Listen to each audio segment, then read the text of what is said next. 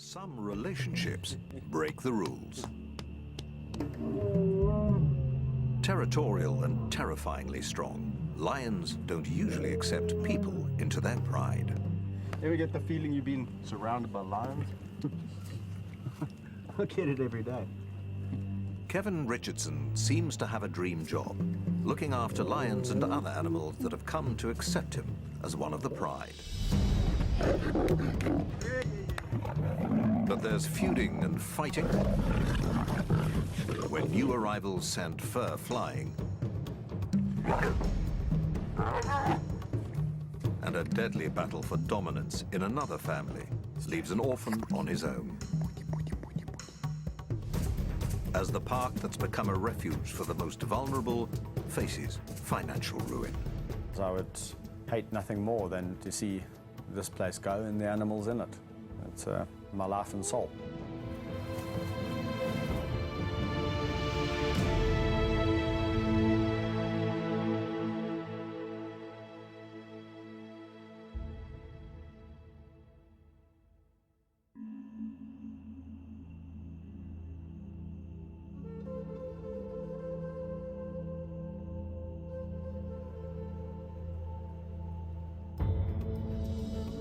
The private wildlife sanctuary, dubbed the Kingdom of the White Lion, covers almost 7 square kilometers.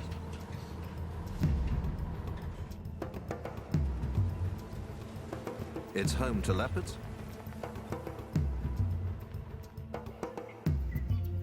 hyenas, and lions. One of the largest and most impressive prides in the park is dubbed the Big Kings.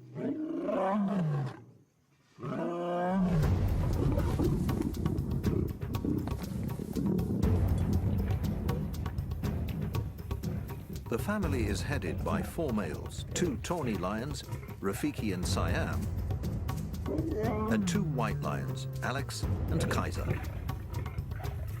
But they are growing restless. White lion Kaiser is challenging the other males for dominance. Kevin fears one of them might get hurt, so he's stepping in as peacemaker. Little big boy. A little big boy.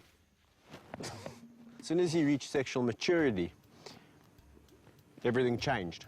And he just became interested in one thing, and that was the woman.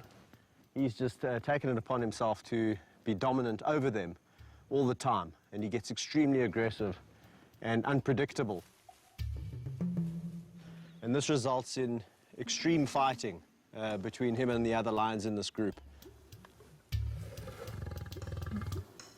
One lioness in particular is the object of Kaiser's affection. Already battling to pay the bills, Kevin can't afford any new cubs to house and feed. Females are given contraceptive implants.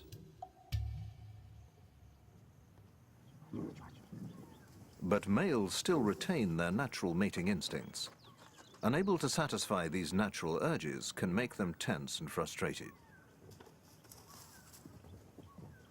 Kaiser needs a new home before his frustrations lead to violence. It's only a matter of time before we land up with someone or some lion being killed in this group, or exorbitant vet bills, because a lion's got half his face hanging off. And that's the reason why we're going to have to move him on.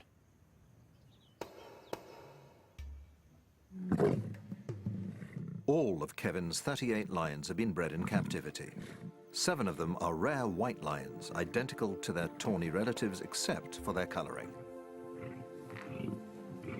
But keeping so many big predators is expensive. To run a park of this nature, you are looking in the region of around about $15,000 to $20,000 a month. And that's just maintenance, anti-poaching patrols, staff, keeping the electric fences clean. You got your little magic pliers. You know, feeding the lions, watering the lions, making sure they've got proper veterinary health care. They've been de-ticked. Vehicles, petrol, fetching food. It's a big job. People don't realize what a mammoth job it is, taking on looking after a lot of lions, you know, not just one lion, it's, you know, a lot of mouths to feed. Kevin helped to set up the park as a giant film set for a movie about a white lion. It was his job to look after all the animals on set.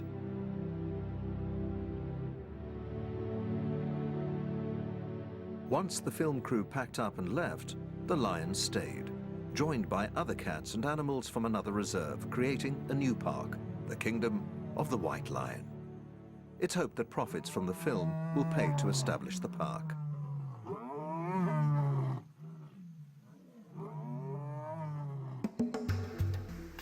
Managing the reserve is a full-time job that includes caring for animals from the time they're born.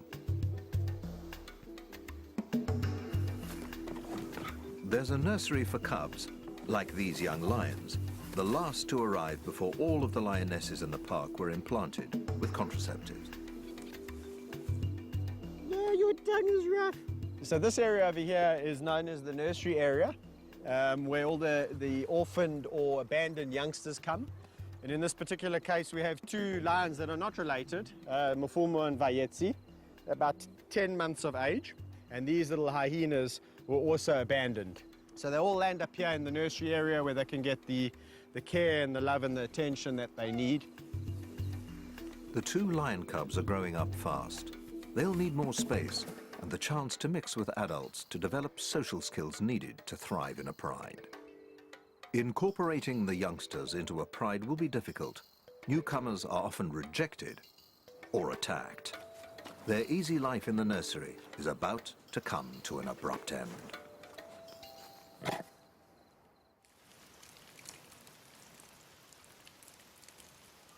Such care costs money, around £12,000 a month. Kevin and his backers need the white lion film that was shot here to make money.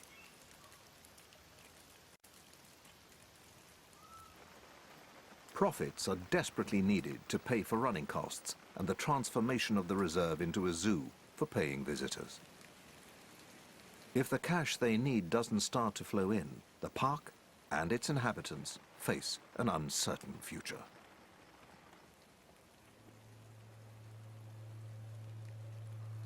Bandit, you're heavy, my buddy. If the film, you know, for whatever reason now doesn't get out there, the consequences are that the park might have to shut down and we might be having to find homes for 37 lions, 20-odd hyena, and the rest of the, you know, the animals that live here. Well, it would be all for naught, my life's work, if that happened. And yeah, I can't even begin to imagine that. So what do you think? Having started a family of their own, Kevin and his wife Mandy have gambled everything on the success of the White Lion project. They hope baby Tyler will one day inherit a thriving business built on conservation. Behind the scenes, obviously running a park of this magnitude, and it's a constant worry for us because if we don't find the income and keep things going, then what happens to the animals, which is obviously, Kevin, my #1 priority. On top of financial worries, managing big cats in confined spaces is a full-time job. In the wild, there's plenty of space to roam, but in an enclosure, family feuds can erupt into deadly fights. That ear's ringing. In one pride, 3 young lions are approaching the age when, in the wild, they would leave to form a pride of their own. They're starting to clash with their father. They'll have to be moved before one of them is seriously hurt. Kevin decides to relocate them to a new enclosure, together with 3 other young lions.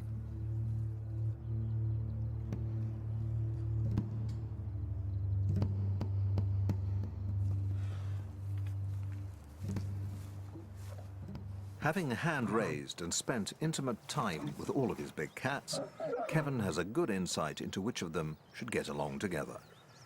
But in this case, there's an added complication. I'll tickle you to death. I'm gonna tickle you A hyena that thinks it's a lion. Spunny, the hyena, has grown up with 3 of the young lions from the time he was born.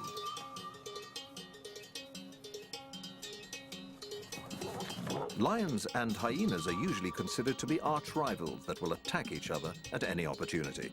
But Spunny has developed feline behaviors that would make him an outsider among other hyenas. He'll stay in the pride where he's long been accepted as an honorary lion.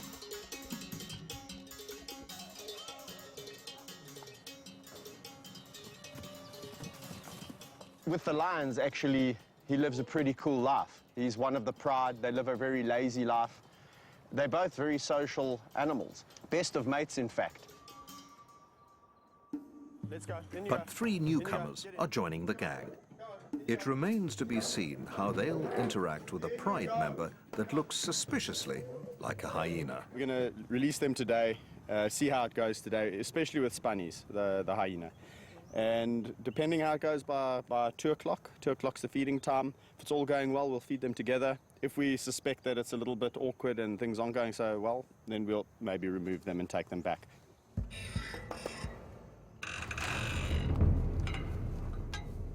Experienced keeper Rodney Nombakana is the only other person allowed to handle animals in the reserve.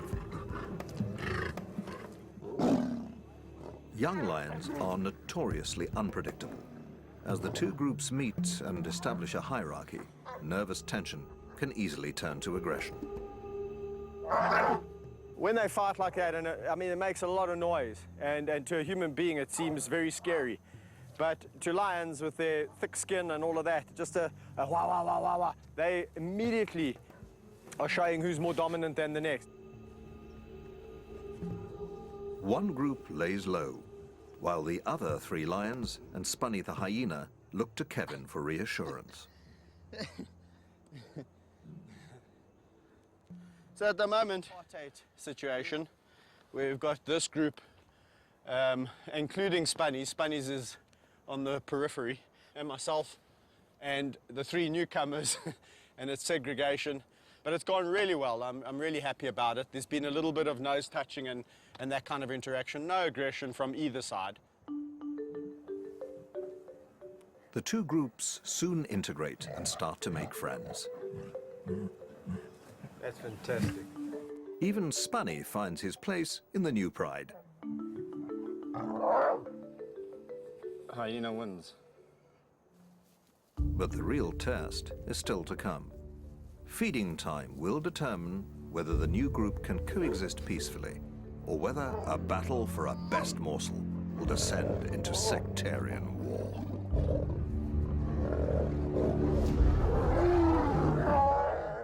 Rivalries between male lions over pack dominance rage across the plains. But only one can be crowned the king. Lion Ganglands, tonight at 8 on Nat Geo Wild.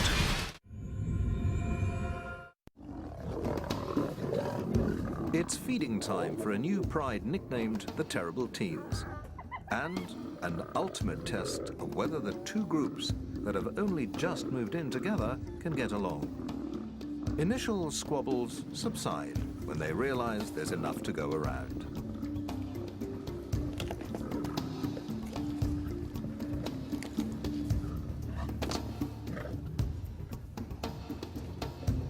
Bizarrely, the new pride includes Spunny the hyena, raised with lions since birth. He thinks he's one of them, and has been accepted as such. Lions, like people, have individual personalities that can clash when different groups are brought together. The terrible teens seem to be getting along just fine. But elsewhere in the kingdom of the White Lion Reserve, another big cat is lonely and left out. Thor was a star of a film shot in the park. The film that manager Kevin Richardson hopes will help pay for a plan to turn the reserve into a visitor attraction. Income is desperately needed to pay for the care of animals like Thor. Lions are social animals, and Thor has been on his own for far too long.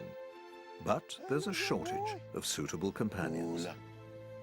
Thor's about 7 years old now, and he's way past the age of forming new bonds with other male lions. Come.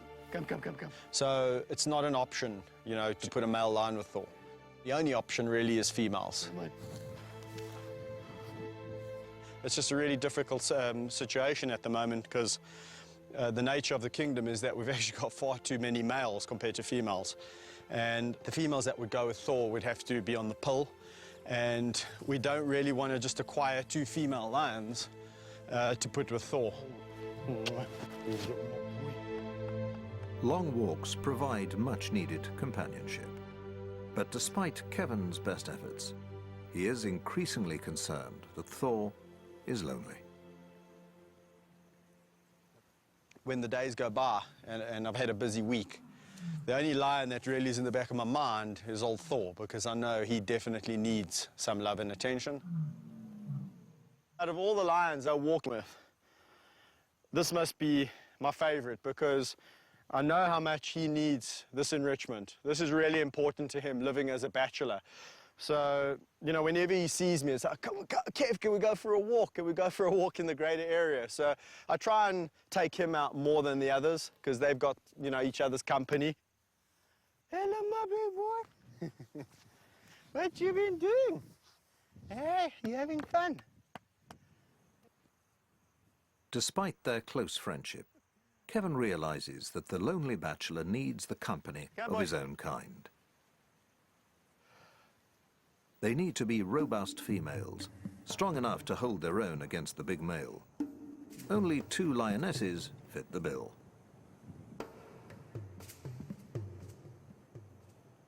But they're already part of a stable pride, and there's no guarantee they'll get along with the temperamental Thor.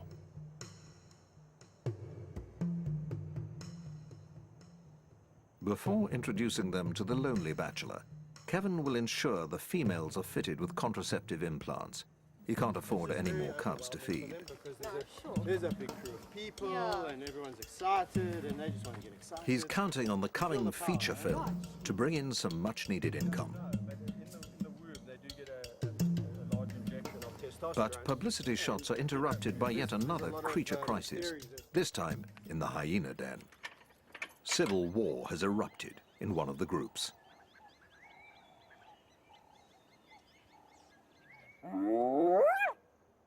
Hyenas live in matriarchal clans, ruled by females.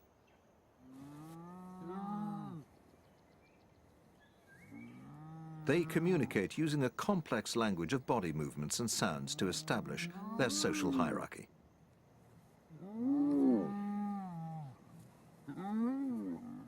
Males are lowest in the social rank.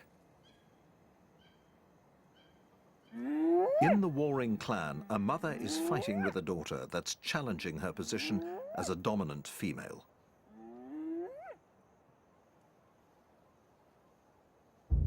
Hey, what's up with you guys? Eh?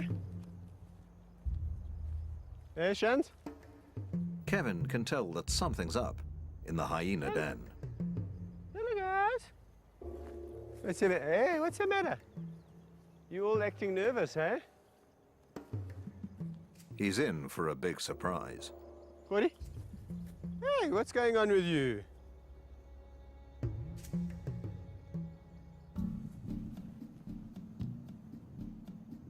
The dominant mother of the hyena clan is nowhere to be seen. Where's Gina? She in the den? She's usually first to the fence to greet Kevin, but not today. We're all acting very strange. I guarantee you something's up. Eh? Given the battle brewing between mother and daughter, he investigates the den. And there's a big surprise in store. What? He's got some cubs. There's 3. She's got 3. This is very, very unusual. Hey, my girl. This is the first time she's had 3. I feel like a little kid on Christmas. Can't wait to unwrap my present. This is amazing because she's actually very calm. Gina's a very protective mother. In fact, ferociously so. You could imagine she will protect these cubs at all costs. Newborn hyena cubs are vulnerable to a deadly threat within their own clan. Babies are often cannibalized by rival adults and even their own siblings. Kevin will need to keep a close eye on them.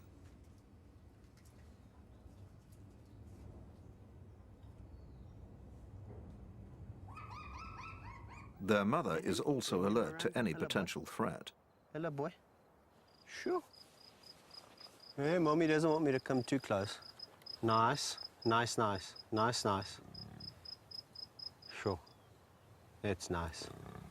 That's nice. Mom and Dad. Turned out to be an awesome day. For Kevin, one of the biggest rewards is watching young animals mature into adults.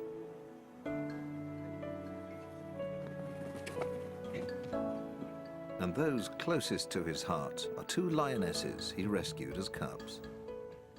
Well, over here we have Meg and Amy, probably two lionesses that I'll never have a better relationship with. Our love affair started pretty much 8 years ago when Mom abandoned them. They probably weigh in at about 180 kilograms each. But their characters are so different. Although they've had the same upbringing, the same input, the same amount of love, the same amount of discipline, Amy is a little bit more reserved, sometimes can be petulant. Meg, on the other hand, is just the most boisterous, outgoing, fun-loving lioness you'll ever come across. And that's why I can go swimming in the river with her. She's just full of confidence. If I go in the river, she wants to go in the river. Lions will usually avoid water. Meg's extraordinary behavior seems to reflect her trust in Kevin. A big adult lioness coming up, rubbing her head on your face, feeling her tongue. It's like 80-grade sandpaper doing this. You can't stop them from doing it because it's their way of showing affection. So you've just got to endure the pain, and I tell you something, it's really worth it. Kevin has worked with big cats for more than 12 years, but has been criticized by some who believe he risks his life unnecessarily.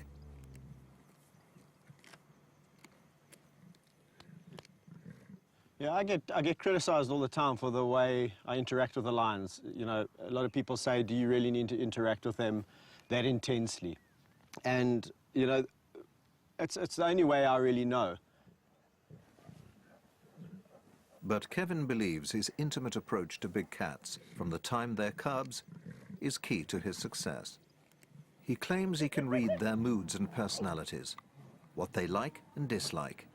He won't interact with any lions he doesn't know.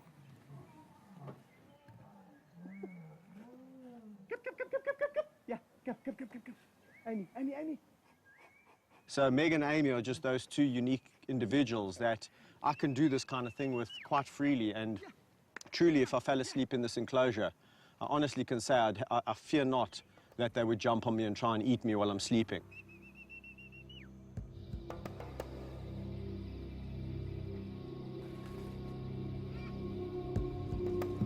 It's something he wouldn't dare to attempt with wild lions, assuming he could find any in the first place. Wild populations have declined by 80% in less than 30 years. It's estimated that there are only 25,000 left.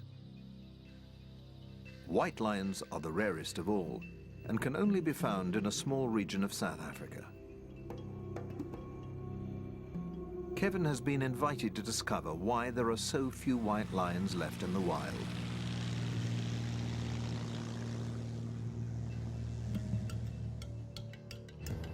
He's flying to the Timbavati Nature Reserve, part of the Greater Kruger National Park, a vast wilderness area covering more than 23,000 square kilometers. Only 11 white lion births have been recorded in the last 5 years, and of those, only 3 are thought to have survived.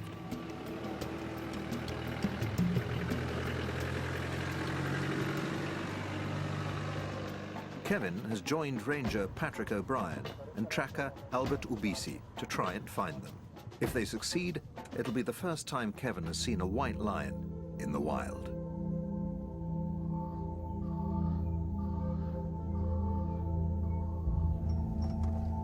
So, yeah, we're not far now.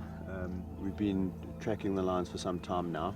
And we know it's the group that we're looking for because we can see the adult females and we can also see the cub spoor. So it's just, I reckon, around the corner there. Albert's told us we should expect to find some lions, hopefully.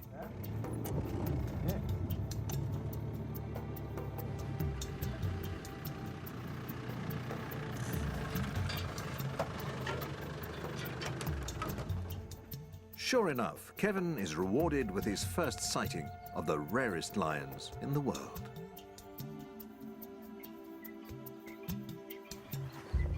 This is awesome, man. Very, very good. White lions display a rare recessive gene that inhibits the production of color in their fur.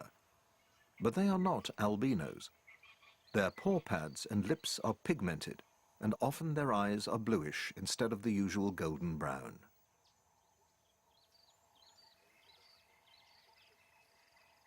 This rare gene is also carried by normal tawny lions in the region. But all lions must fight to stay alive in the wild, and the odds of survival are slim. Only around 1 in 5 survive to the age of 2. One of the greatest threats comes from dominant males that try to kill any rival's offspring. But I mean, that just goes to highlight how difficult it is for the white to survive. I mean, we know mortality in lions is high. That's correct, yeah. But I mean, the fact that these lions have made it to 14 months, that's yeah, a really, it's really done very well, good yeah. sign. Luckily for these girls, both are females, and of course that's very important for the old pride and for us, of course, which means that girls always stay in a pride, they never emigrate. Of course, lionesses are the core foundation of a pride, and with these 2 girls staying in the pride, that just means that, of course, it's going to be great in the future to see these 2 girls grow up and become adults. Isn't that going to be fantastic? Can you imagine, yeah, coming here in 2 or 3 years from now and seeing these massive adult white lions hunting? I'm going to be back, I'll tell you that much. I will be back. Very impressive. Captive white lions, like those in Kevin's protected reserve, obviously have far better chances of survival. He believes the best way of ensuring their survival in the wild is to conserve the dwindling tawny lion population that carries the white gene. As you know, at the Kingdom, several white lions that I work with, and I've always just been maintaining that we should be conserving the tawny gene in this area specifically.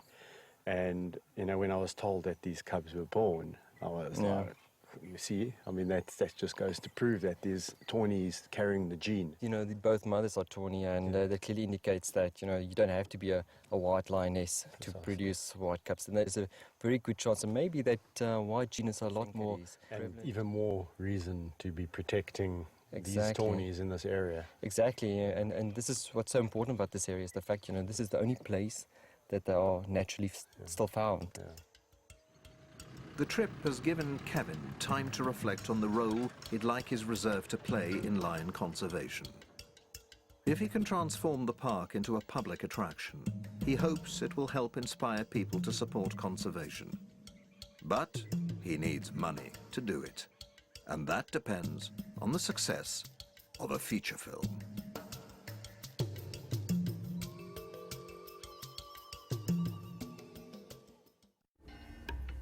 The future of the majestic animals in the kingdom of the White Lion Reserve depends on the success of a feature film starring its feline residents. Manager Kevin Richardson thinks nothing of play fighting with a quarter-ton lion. But public speaking is another matter, and he has to face the cameras to promote the film that's vital to the future of his beloved animals. Well, it's tricky because when you're working with animals that can eat you, you've got to be... 4 years in the making, it's hoped the film will make a profit that can be used to transform the park into an attraction for paying visitors. I'm not joking. I mean, the film took 4 years to make. And believe you me, when a lion doesn't want to do something, he doesn't. And you better listen to him. You better listen to him.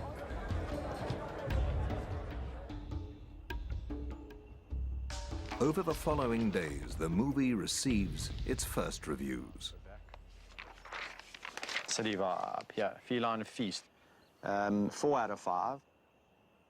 The critics have been kind, but it remains to be seen whether the film is attracting enough cinema goers to turn a profit.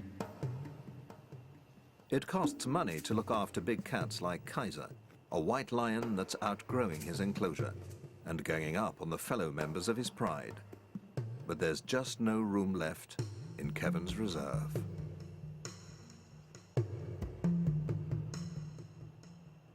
A lion like Kaiser, obviously, we'd like to find him a really good home. So you've got to go into, you know, the details of who's this person, how long have they been involved with lions, do they have the right documentation, what's the facility like, what's his enclosure going to be like, because he's really been used to a great life. It could take months to find Kaiser a good home. Unscrupulous overbreeding of lions in South African parks and zoos means there are already too many big cats looking for homes. Some end up in so-called canned hunts, in which they are released to be pursued and shot by trophy hunters. Kevin simply won't allow that to happen to one of his cats.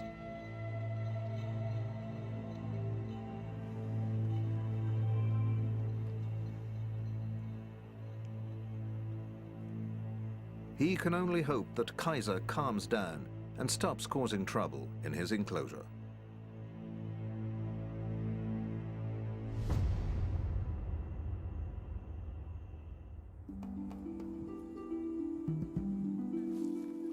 In the nursery, two cubs that have grown up together are fast approaching adolescence.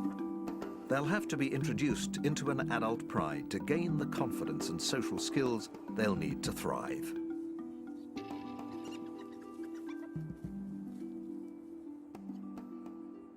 I'm a firm believer in cradle to grave, and for every animal that you hand raise, you really are responsible for his destiny.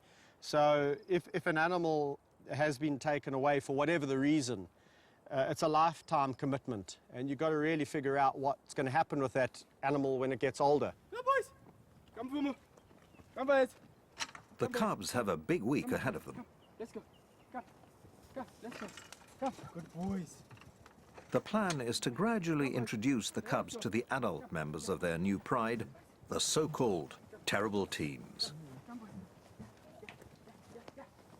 If the cubs were suddenly dumped into the deep end, fighting and serious injuries could result as the adults follow natural instincts to show the cubs who's boss.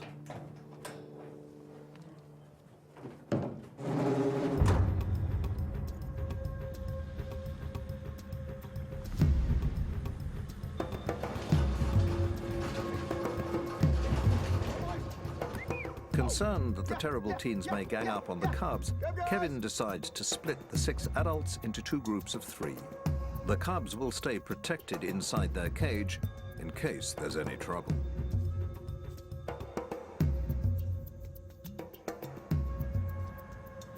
I'm a little bit apprehensive because these 3 are notoriously aggressive, especially when it comes to lions, other lions that they don't know. But they, you know, they speak a different language to us, so maybe they'll know something that we don't. Maybe Mafuma and Vayetsi, being smaller and younger, will just submit. If that happens, it's fantastic. If it doesn't, we'll have to conjure up another plan. Hello, boys. Oh, hello, boys. Oh, look. Go look. Nicely. Who's that? Look, they've been so nice and friendly. Despite Kevin's initial anxiety, the mood seems relatively relaxed. This is much, much better than I expected. This is phenomenal. There was like almost some form of, you know, acknowledgement that we know we are a little bit weaker than you guys, you 3, we 2, we younger. So it was really, really good. Some new friends. Oh. It is so tempting to release Mafuma and Vayetsi with this group because it's gone so well. But in all the years of experience, I've realized one thing: overconfidence is a bad thing. And I just think we should wait probably another 1 or 2 introductions like this before we release, because they can almost lure you into a false sense of security where you think, everything's okay. And as soon as you open this gate, it's a different story. Next, Kevin introduces the youngsters to the more unpredictable half of the terrible teen's pride. Unbelievable. Bandit. They're the oldest and most unruly trio of the group. Quickly surrounding the van, they seem to sense the new arrivals inside. Once again, the cubs are kept in the cage for their own safety. Oh, let's make It's not the terrible teens, but one of the cubs that gets aggressive, albeit from behind the safety of a cage. Come on, be nice. Be nice. Varieties, why you being a naughty boy? Don't be a naughty boy. Oh, whoa, whoa, whoa, whoa. Eh? That was really incredible interaction. It went exactly opposite to how I thought. I thought the youngsters would be a lot more submissive and roll on their backs, and that these guys would show some aggression and show some authority. It was exactly the opposite. The youngsters came at them full of aggression, and these guys were completely passive. How are you doing in and amongst all of this? Kevin keeps the van open for an hour, hoping that relations will improve. Hey, Bayetsi! Okay, so I think what I'm going to do is let them all out together. We've done this a couple of times. There's hardly any interest. The only line that's really showing any form of aggression is Vayetsi. It's because he's a bit nervous. Mafumu is completely relaxed. These guys are not going to do anything bad. I think if anything, it's going to come aggression from the youngsters. These guys might give a wah, wah, wah, and it's going to be all over. So I'm going to go and let them out. Be nice. Okay. Without the protection of a cage, cub Vayetsi's bravado quickly fades into submission.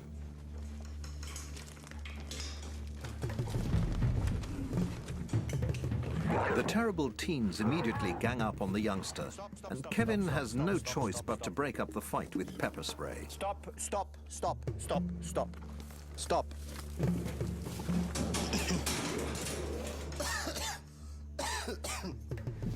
I just got a hunch that it would be okay to let them all out. They're all in jolly moods, and especially the youngsters are being extremely submissive.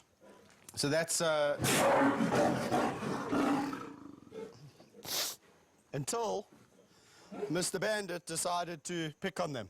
And once he started picking on them, Bobcat came in from behind, where I had to defuse the situation with a little bit of help from a friend called pepper spray. Nice. I want nice, nice, nice, nice. In such cases, pepper spray is used as a last resort to stop fights breaking out, protecting the cats and himself.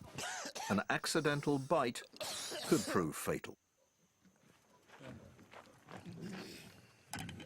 Kevin rarely uses pepper spray, and it's always him that suffers most.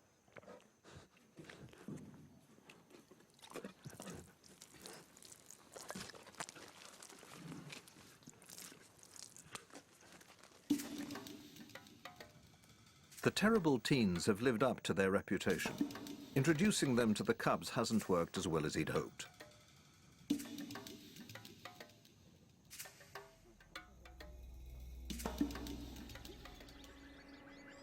Discord seems to have spread to the hyena den, where a deadly power struggle is unfolding between a mother and daughter. Hello, Junior. Hey, Ma. How's your cub? Hey?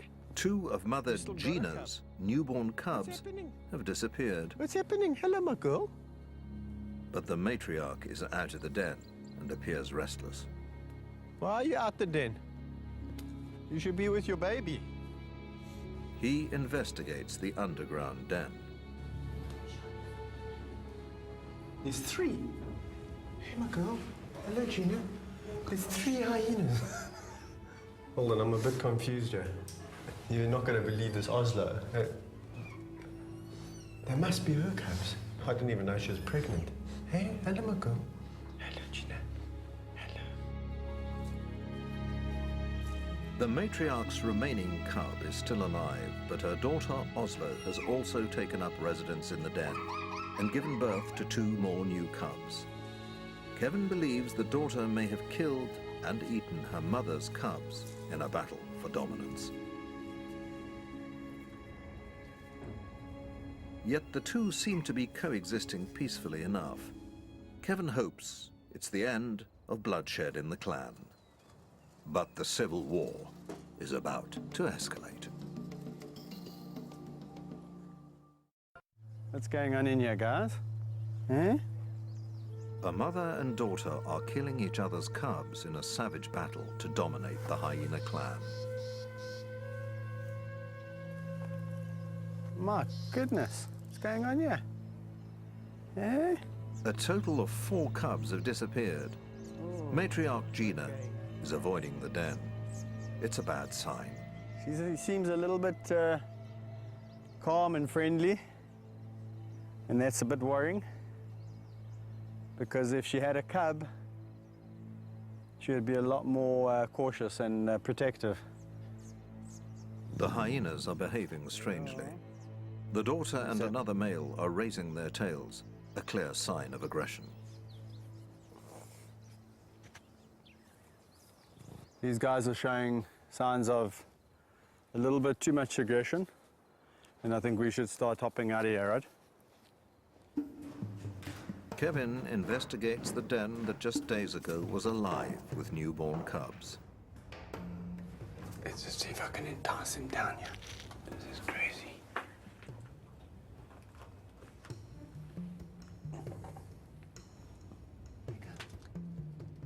It seems that only one cub has survived the bloody family feud.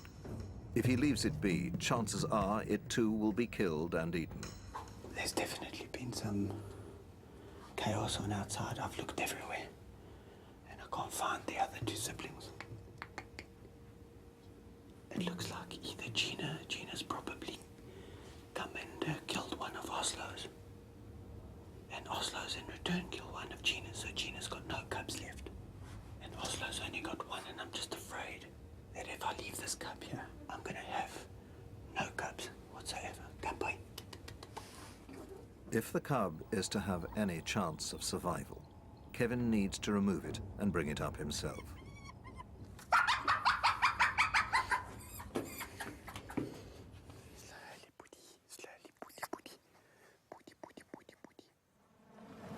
Hand-raising the hyena cub is another full-time job with another costly mouth to feed.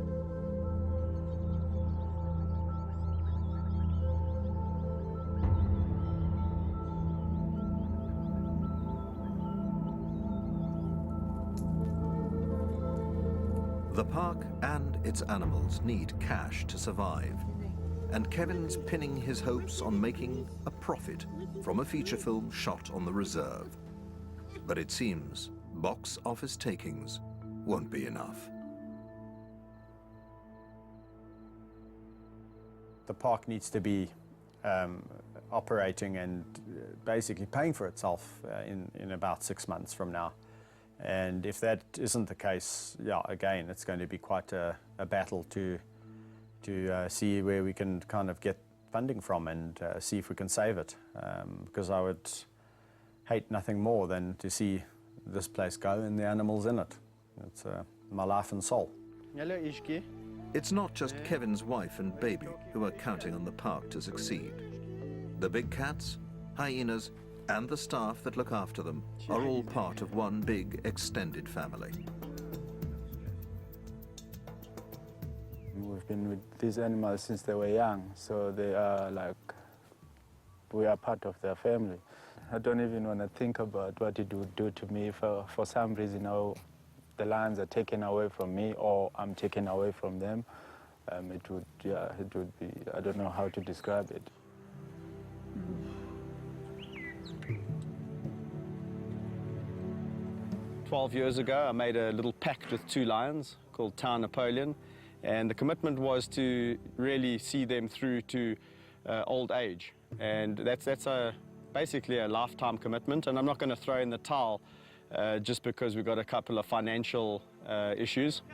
Like the bush trails stretching before Thor, the lonely lion, the road ahead seems uncertain and strewn with shadows under a setting sun.